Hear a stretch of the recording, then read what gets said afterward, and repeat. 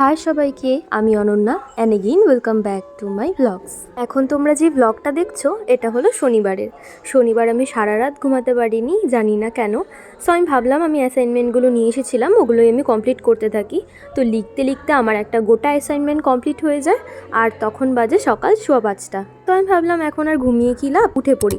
So let's start the blog and watch till the end. আজকের ব্লগের voice ওভারটা আমি পিসির বাড়িতে দিচ্ছি, আর এখানে এখনও অনেক লোকজন আছে, একটু বেশি নয়েস হতে পারে ভয়েস ওভারে, তো তোমরা একটু অ্যাডজাস্ট করে নিও।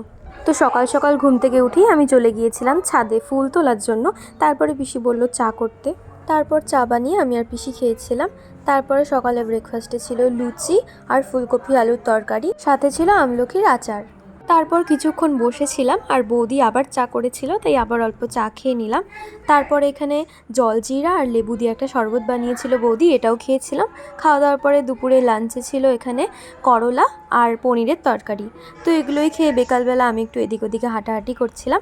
আর ওয়েদারটা আরও খারাপ করেছিল, একবার তো বৃষ্টি হয়ে গেছে, পরে আবারও বৃষ্টি নেমেছিল। আর তারপর এখানে দেখো আমাদের কিউট মানবিও চলে আসে। মানবি আমাকে হাত ধরে বাইরে নিয়ে আসে আর এখানে এসে বসে। তারপর মানবি আর আমি এখানে বাইরেই বসেছিলাম। তারপর সন্ধ্যাবেলা আবার সবাই মিলে চা খাচ্ছিলাম। এখানে সব বম্মারা, পিসিরা, মা, দিদি, আমরা সবাই মিলে বসে এখানে গল্প করছিলাম, আর মানবি এখানে মার কোলে বসেছিল। তারপর দাদাভাই আর বৌদি শুভমদার বৌদির জন্য গিফট নিয়ে চলে আসে, ওদের অ্যানিভার্সারির গিফট। আর সবাই কিন্তু গিফটটা দেখে এত খুশি হয়ে গেছিলো, তোমরাই দেখে নাও গিফটটা কতটা সুন্দর।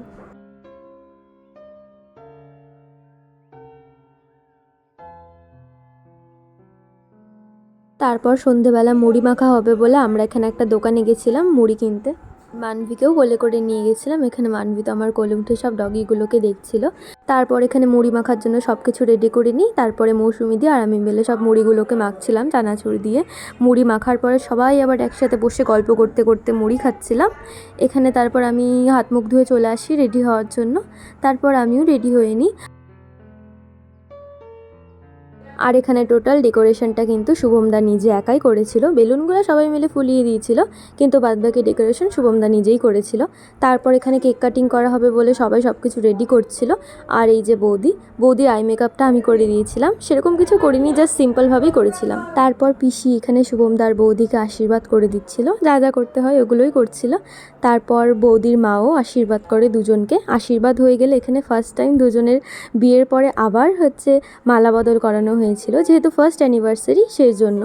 এখানে 3বার মালা বদল করা হয়ে গেলে বৌদি শুভমদার আশীর্বাদ নিয়ে নেয়। এই যে দেখো দুজনকে কত মিষ্টি লাগছে দেখতে।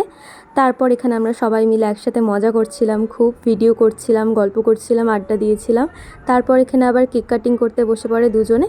তো এখানে কেক কাটিং হয়ে গেলে সবাই মিলে খাওয়া দাওয়া করে নিই। তো আজকের ব্লগটা আমি এখানেই এন্ড করছি। তোমরা ফার্স্ট থেকে লাস্ট পর্যন্ত ব্লগটা দেখো, আর দেখি অবশ্যই কমেন্টে জানাবে যে তোমাদের আজকের ব্লগটা কেমন লাগলো। সো বাই বাই সবাইকে।